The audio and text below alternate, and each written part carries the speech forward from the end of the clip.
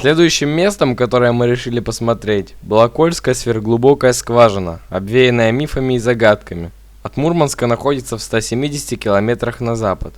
Пограничник, который стоит на КПП в Титовке, предупредил, что дорога туда непростая и последние 3 километра будут довольно сложны в преодолении. Но кроме нее сворачивать никуда нельзя, чтобы случайно не заехать на запретную зону. Рядом находится граница с Норвегией, и пограничных территорий там очень много. Скоро Кольская сверхглубокая, хотим посмотреть, что там. Из интересных событий вызвали очень явный интерес у пограничников. От и до, допросы, расспросы, куда, насколько, какие точки, что везем там, то есть вообще полная, как бы доскональный интерес.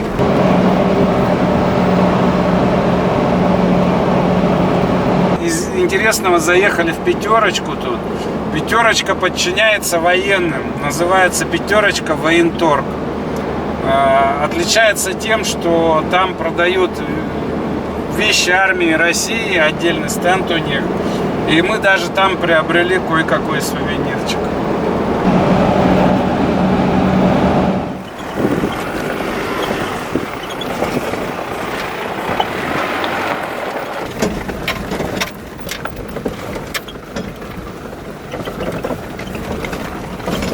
Там звук нехороший.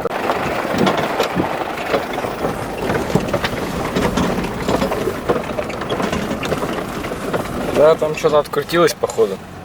Я прям слышу. Небольшие проблемы технические на трассе. Оторвался, покажи, Миш, там стабилизатор устойчивости. Сейчас его откручиваем и продолжаем путь дальше.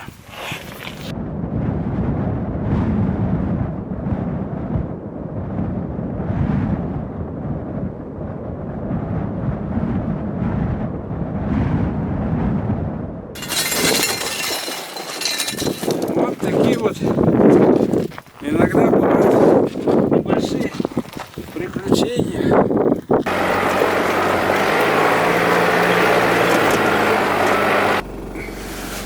Дорогие телезрители, хочу вам показать, какие камни встречаются на дороге. Вот примерно так разрежет шину за секунду прямо на...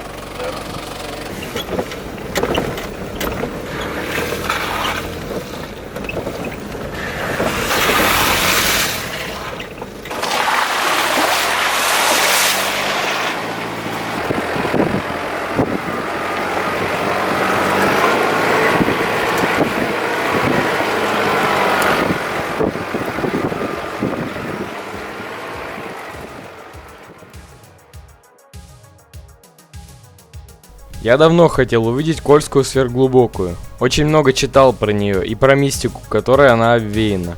И вот в этой пустынной тундре показались очертания построек, очень похожие на фотографии из интернета.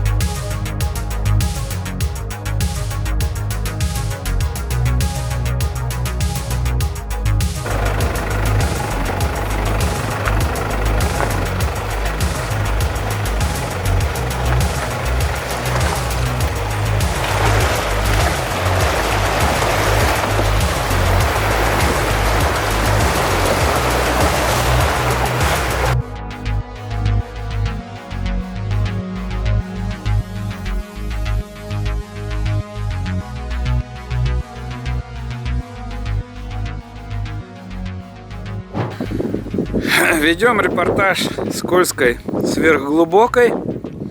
Пока саму скважину не нашли, только планируем. Вот тут вроде заметил работника предприятия. У вас что, обед? Что? Я говорю, кто не работает, тот ест. Здание, конечно, печальное. Сделано на века все заброшено. Поучаствовать в бурении скважины было сложнее даже, чем полететь в космос в то время. Здесь много мифов, легенд всяких о самой скважине и о ближайших постройках. Сейчас она в законсервированном состоянии. Мы сейчас ее найдем и обязательно покажем. Строили на века, обратите внимание, какие балки тут железные, стальные. Очень все мощное, прям видна монументальность, сколько денег вкинуто.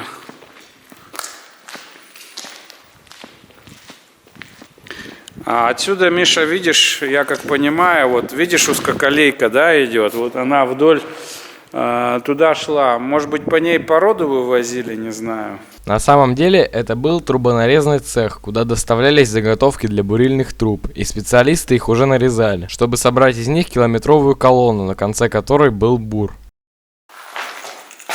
Бобина, если ты не знаешь, что это такое. Да, знаю. Ну вот сейчас мог бы ее взять и послушать, там говорят, представляешь, Кольская сверхглубокая, внимание, Да. Глубина 2,5 километра. Интересно же, реально, что там. Ну да, да.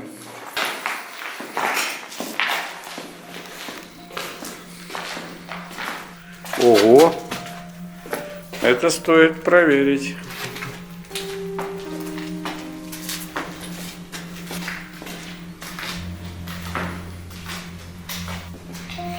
Ну, типа кухня, что ли, да? Ну да. Кухня.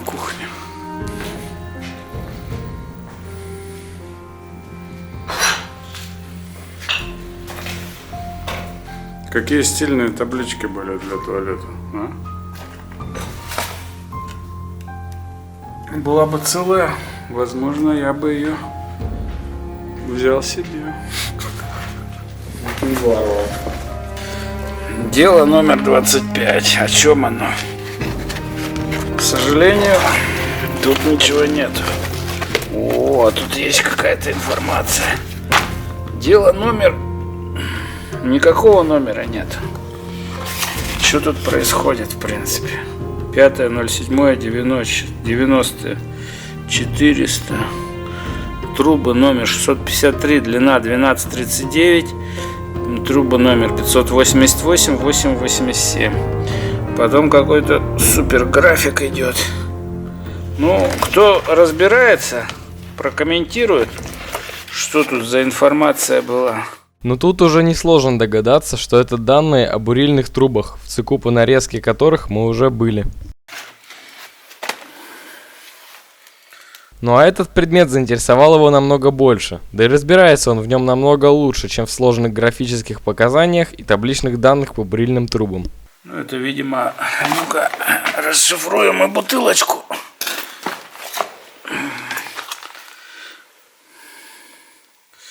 Столичная водка, вроде бы советская, я такой помню, вроде. Да, видите, чем занимались работники Кольской сверхглубокой и как заполняли дела. Какие-то пробирки с зельем каким-то. Может быть, это бубонная чума? На самом деле это образцы, наверное, грунта, правильно мой напарник говорит. Че, опять бумажки почитать хочешь или сапожки понравились? Кирзачи. Давай. Рефле защиты и автоматики. Справочник. Каталог приборной продукции, номенклатуры, союз главприбора.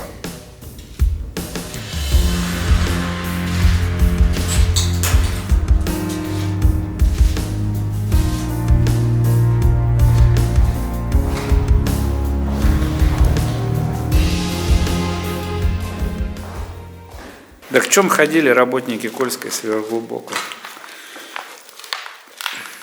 Такие вот модные ботинки были. Все однотипного формата. Спичечки. Да, тут сидел диспетчер какой-нибудь, наверное. О, нифига себе. Опять старые друзья. Ну да, прятали ото всех. По-моему, тут любители столичных. А че русская не пилась?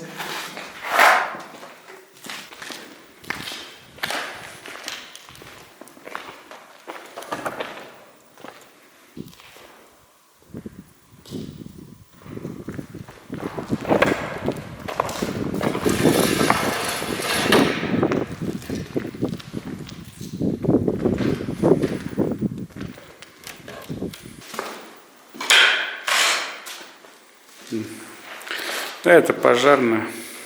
Даже песок остался с того. Ну да. Песок никто не взял. Пожарный щит, инвентарь, ящик с песком. Огнетушитель, лопата. Карта прививок. Так, кто тут у нас? Шлейко в 93-м году, если слышал меня, прививку поставил. Герасимова ставила, Белов и Федоров. Чайка ставил. А прививались, видимо, вот, да, как я понимаю. Ну да, вакцинация была жесткая. Мы уже поняли, что тут происходило на Кольской сверхглубокой.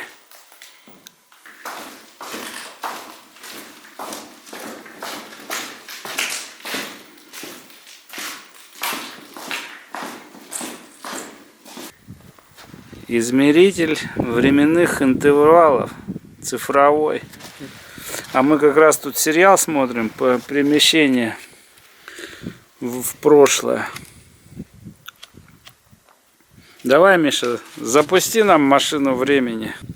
Выкл. Нажимай. Все. Кольская сверхглубокая скважина занесена в книгу рекордов Гиннесса как самое глубокое вторжение человека в земную кору. В результате бурения, которое с перерывами велось с 1970 по 1991 год, глубина скважины составила 12 262 метра и 40 сантиметров. До 7 километров бурение шло относительно спокойно, но после этой отметки начались сложности. Во-первых, пришлось заменить буровую установку на более эффективную. Во-вторых, породы стали менее плотными и более вязкими. Скважина то и дело осыпалась. Градусник стал показывать устрашающие значения, более 200 градусов Цельсия. Кроме того, ствол самой скважины исказил форму и стал эллиптичным. В результате несколько раз колонна обрывалась, и не имея возможности поднять ее обратно, инженеры вынуждены были бетонировать ответвление скважины и проходить ствол заново, теряя годы работы из-за аварий. Скважина стала похожа на перевернутое вниз ветвистое дерево. Оказывается, отметку в 12 километров буровики достигли еще в 1983 году, но в 1984 у них оборвалась 200-тонная колонна и улетела вниз. Все, что ниже 7 километров, было потеряно. Почти год геологи пытались достать трубы, но потом признали это невозможным и стали бурить обходной ствол. Вновь отметку достигли только спустя 6 лет. Один из мифов про скважину гласит, что геодезисты наткнулись на пустоты, спустили туда микрофон, способный работать при чрезвычайно высоких температурах, и услышали зловещие крики, похожие на душераздирающие вопли грешников. Все это, конечно, вымыслы.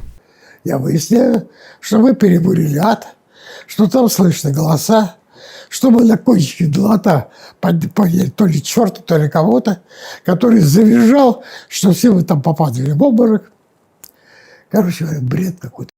Но тот же Давид Губерман позже добавил, что все же рабочие слышали какой-то странный шум, и потом был взрыв. Непонятно, что там могло взорваться, но это и другие множественные аварии были причинами окончательного закрытия проекта по бурению Земли в 1994 году.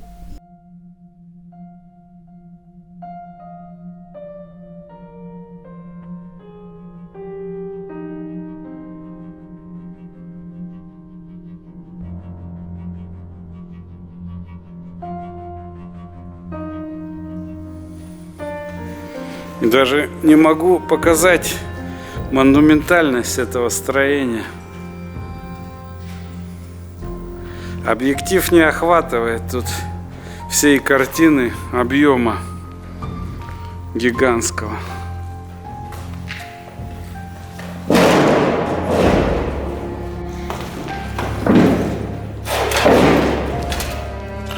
Тут находился научно-лабораторный комплекс. Люди изучали породу, добытую на глубине. Еще один большой цех непонятного назначения.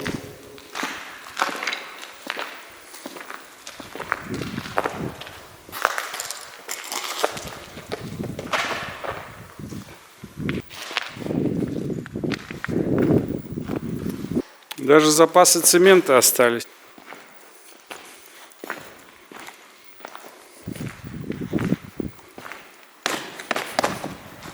Кому нужен самовывозом цемент с Кольского полуострова?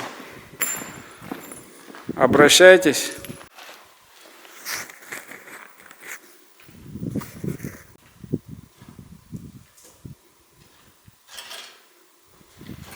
Мы на подходе к самой скважине. Ищем.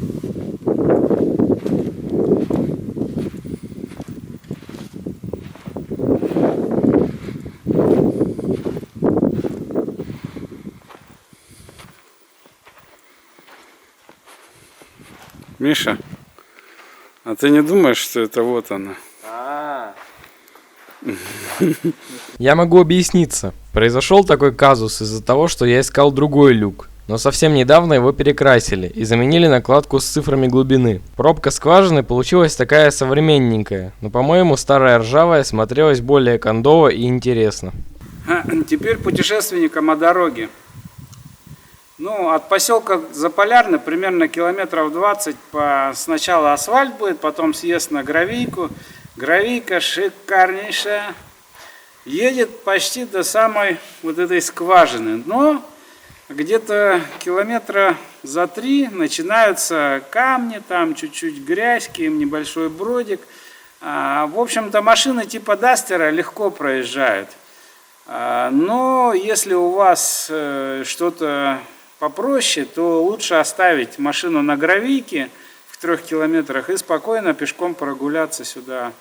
Дорога недолгая, и получите все удовольствие, не будете там сидеть, ждать кого-то. Ну и в заключении нашей серии о Кольской сверхглубокой предлагаю вам посмотреть кадры с высоты птичьего полета.